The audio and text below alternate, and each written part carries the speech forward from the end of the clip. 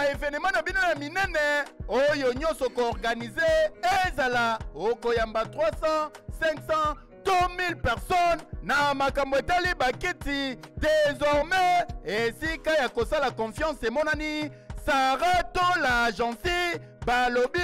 makambo ya ba événement ya minene kozwa pe bakiti ya solo bakiti ya valeur konoré ba invité ba conférencier bosala bango confiance po awa bazana bakiti ya solo po na toutes sortes des organisations na yebisa yo fête ya mariage collation baptême conférence tope po na baculte na bamesse na bino na kati ya baeglise bosala confiance na Sarato la agence na bakiti ya qualité oyo amemeli bino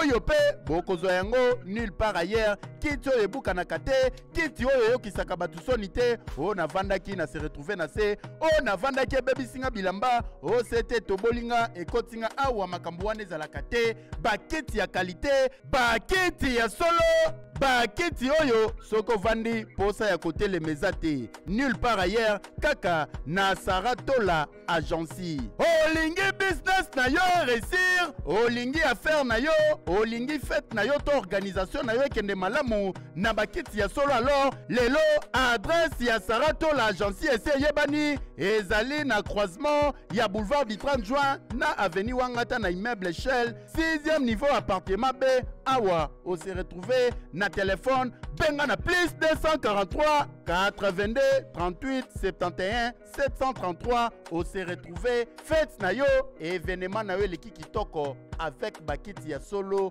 ya Sarato la agence qui dit mieux que yo oui